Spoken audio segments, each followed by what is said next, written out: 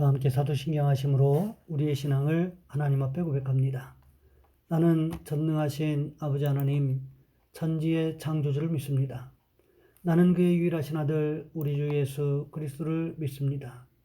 그는 성령으로 잉태되어 동정녀 마리에게서 나시고 본디오 빌라도에게 고난을 받아 십자가에 못 박혀 죽으시고 장사된 지 사흘 만에 죽은 자 가운데서 다시 살아나셨으며 하늘에 오르시어 전능하신 아버지 하나님 우편에 앉아 계시다가 거기로부터 살아있는 자와 죽은 자를 심판하러 오십니다. 나는 성령을 믿으며 거룩한 공교회와 성도의 교제와 죄를 용서받는 것과 몸의 부활과 영생을 믿습니다. 아멘. 찬송가 516장입니다. 찬송가 516장입니다.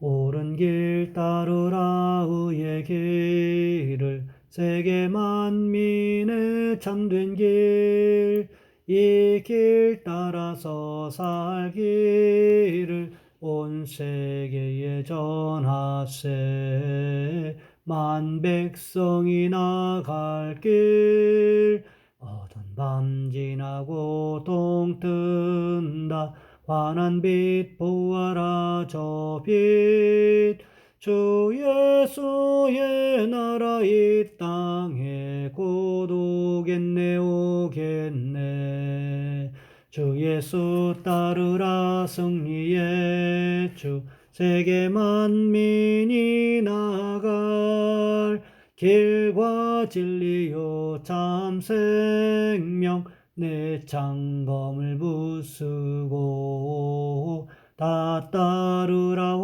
화평왕 어두운 밤 지나고 동 뜬다 환한 빛 보아라 저 빛 주 예수의 나라 이 땅에 곧 오겠네 오겠네 놀라운 이 소식 알리어라 세계 만민을 구하려 내 주 예수를 보내신 참 사랑의 하나님 만 백성이 따를 길 어두운 밤 지나고 동 뜬다 환한 빛 보아라 저 빛 주 예수의 나라 이 땅에 곧 오겠네 오겠네 고난길 헤치고 찾아온 길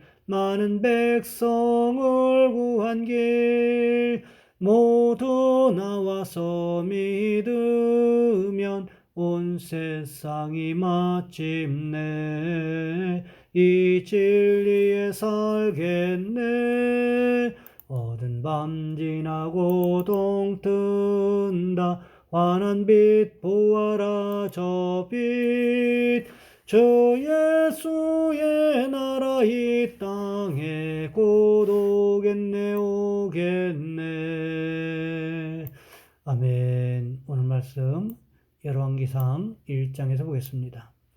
열왕기상 1장 32절로 37절까지 말씀입니다. 열왕기상 1장 32절로 37절까지 말씀 제가 가진 성경은 구약성경 510쪽에 있습니다. 제가 봉독해 드립니다.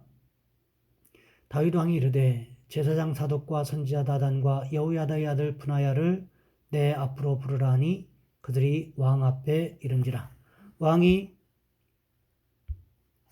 다윗 그들에게 이르되 너희는 너희 주의 신하들을 데리고 내 아들 솔로몬을 내 노새에 태우고 기온으로 인도하여 내려가고 거기서 제사장 사독과 선지자 나단은 그에게 기름을 부어 이스라엘 왕으로 삼고 너희는 뿔나파를 불며 솔로몬 왕은 만세수를 하옵소서 하고 그를 따라 올라오라 그가 와서 내 왕위에 앉아 나를 대신하여 왕이 되리라. 내가 그를 세워 이스라엘 왕과 유다의 통치자로 제명하였느니라. 여호야다의 아들 브나야가 왕께 대답하여 이르되 아멘 내 주 왕의 하나님 여호와께서도 이렇게 말씀하시기를 원하오며 또 여호와께서 내 주 왕과 함께 계심 같이 솔로몬과 함께 계셔서 그의 왕위를 내 주 다윗 왕의 왕위보다 더 크게 하시기를 원하나이다. 아니라. 아멘. 오늘 본문의 말씀을 가지고 다윗의 명령이라는 제목으로 함께 말씀을 살펴보겠습니다. 1967년 6월에 일어난 6일간의 중동 전쟁은 절대적 열세인 것처럼 보였던 이스라엘의 승리로 끝났습니다. 거의 파죽지세로 시나이 반도와 골란 고원, 요단강 주변 등 아랍 쪽 지역을 점령하여 세계를 놀라게 했습니다. 후에 군사 전략가들이 그 비결을 찾아보고는 이스라엘이 승리할 수밖에 없었다는데 모두 동감했다고 합니다. 그것은 매우 간단한 것이었습니다. 전쟁이 임할 때 아랍군 지휘관들은 공격 명령은 가라였습니다. 누구나 목숨은 하나였고 아까운 법이었지요. 남보다 앞서서 나설 이가 없었겠죠. 죽음이 눈앞에 어른거리는 판국이라 명령이 제대로 서지 않았습니다. 그래서 결국 참패하고 말았다는 거지요. 그런 아랍군에 반해서 이스라엘군 지휘관들은 나를 따르라고 외쳤습니다. 상관이 용기 있게 명령을 수행하는 것을 보고 그를 따르지 않을 병사가 없었던 거지요. 변화와 개혁을 추구하는 우리나라도 마찬가지라는 생각이 듭니다. 부정부패, 무사한 일의 필연적 귀결로 나타난 복지부동의 현상을 타개하는 방법은 나를 따르라는 거지요. 지도자가 솔선수범하여 나설 생각은 접어둔 채 당근을 줄 테니 나 좀 달려보라고 구슬린다면 그것은 참으로 모자란 생각일 수밖에 없다는 것입니다. 따를 만한 모범을 보이면서 바르게 행하지 않을 리는 없을 것이기 때문에 그렇습니다. 오늘 우리 그리스도인들의 모든 생활은 영적 전쟁의 양상을 띠고 있습니다. 악한 영들에 대한 믿음의 싸움을 하면서 지치고 나약해질 수밖에 없었습니다. 그런 우리에게 예수 그리스도는 나를 따르라고 명령하고 계십니다. 그의 명령을 따라 행할 때는 반드시 승리한다는 것을 우리는 기억해야 한다는 거지요. 모든 그리스도인들이 각자 처한 곳에서 예수를 온전히 따라야 한다는 것입니다. 오늘 본문에도 보시면 다윗이 선지자 나단과 제사장 사독과 여호야다의 아들 분하야를 불렀습니다. 그리고는 그들에게 명령을 내렸습니다. 어떤 명령이었습니까? 오늘 보면 33절과 34절 말씀해 보시면 이렇게 기록하고 있습니다. 왕이 그들에게 이르되 너희는 너희 주위 신하들을 데리고 내 아들 솔로몬을 내 노새에 태우고 기온으로 인도하여 내려가고 거기서 제사장 사독과 선지자 나단은 그에게 기름을 부어 이스라엘 왕으로 삼고 너희는 뿔나팔을 불며 솔로몬 왕은 만세수를 하옵소서 하고. 오늘 보면 33절 말씀해 보시면 다윗은 솔로몬을 내 노새에 태우라고 말하고 있습니다. 우리가 생각할 때는 자칫 왕이라면 노새가 아니라 백마 정도는 타야 멋있을 것이라는 생각이 들지 않습니까? 그런데 왜 하필 노새 나귀였을까요? 이것은 이스라엘의 지형상 백마를 타는 것보다 나귀를 타는 것이 훨씬 더 유리했기 때문이었다는 것입니다. 성경에 보시면 항상 왕들은 나귀를 탔습니다. 뿐만 아니라 귀족들도 항상 나귀를 탔던 것을 볼 수 있습니다. 다윗 자신도 나귀를 탔을 뿐만 아니라 압살롬도 나귀를 탔습니다. 산지가 많은 이스라엘의 지형상 백마보다 나귀가 훨씬 더 쓸모 있었을 뿐만 아니라 나귀는 힘도 좋았기 때문에 웬만한 짐과 어른을 싣고도 잘 움직이는 특성이 있었다는 거지요. 또 한 가지 의미는 나귀는 겸손을 상징하기 때문이기도 했다는 거지요. 진정한 왕이신 하나님 앞에 겸손하게 나귀를 타는 것을 미덕으로 알았기 때문이기도 했다는 것입니다. 그래서 예수님도 어떻게 하셨습니까? 예루살렘 성에 입성하실 때 예수님은 오히려 나귀의 새끼를 타는 모습을 보여주시지 않았습니까? 왜요? 겸손의 왕으로 오시는 모습을 보여주기 위해서 그랬다는 거지요. 오늘 본문에서 다윗은 솔로몬에게 자신이 타던 노새를 사용할 수 있도록 하는 것을 볼 수가 있습니다. 그뿐만이 아니지요. 선지자 나단에게 무엇을 말하고 있습니까? 뿔에 기름을 채워서 솔로몬에게 부으라고 말하고 있습니다. 이스라엘 역사에 보면 세 종류의 사람들이 기름 부음을 받습니다. 먼저는 제사장이 기름 부음을 받습니다. 하나님 앞에 제사장으로 세움받을 때 기름을 부어 세웁니다. 또 왕을 세울 때 기름을 부어 세웁니다. 다윗은 3번이나 기름 부음을 받았는데 첫 번째는 사무엘 선지자가 아버지 이새의 집을 찾아왔을 때 다윗에게 기름 부어 차기 왕으로 세웠습니다.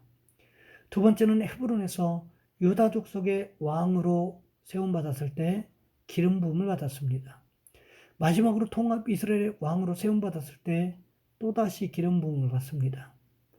그렇기 때문에 다윗은 기름 부음이 얼마나 중요한가를 알았다는 거지요. 이것은 아도니아가 미처 준비하지 못한 부분이기도 했다는 것입니다.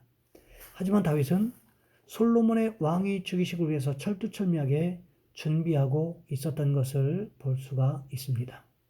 그뿐만이 아닙니다. 오늘 본문 35절 말씀해 보시면 다윗은 이렇게 말씀하고 있습니다. 그를 따라 올라오라. 그가 와서 내 왕위에 앉아 나를 대신하여 왕이 되리라. 내가 그를 세워 이스라엘과 유다의 통치자로 지명하였느니라. 기온에서 솔로몬에게 기름 부어 왕으로 세운 후에 뿔나파를 불며 모든 사람들이 들을 수 있도록 공포하라고 합니다. 그리고 나서 어떻게 말하고 있습니까? 다시 예루살렘으로 올라오라고 말하고 있다는 거지요. 왜 그렇습니까? 다윗 왕의 자리에 다윗을 대신하여 앉으라는 것입니다. 무엇을 이야기합니까? 다윗이 공식적으로 인정한 왕이라는 것을 만천하에 알리라고 한 것입니다. 아도니아와는 사뭇 다르지 않습니까? 아도니아는 처음부터 자신이 왕이 되겠다고 결심했습니다. 하나님의 뜻도 아니었고 다윗 왕의 뜻도 아니었습니다.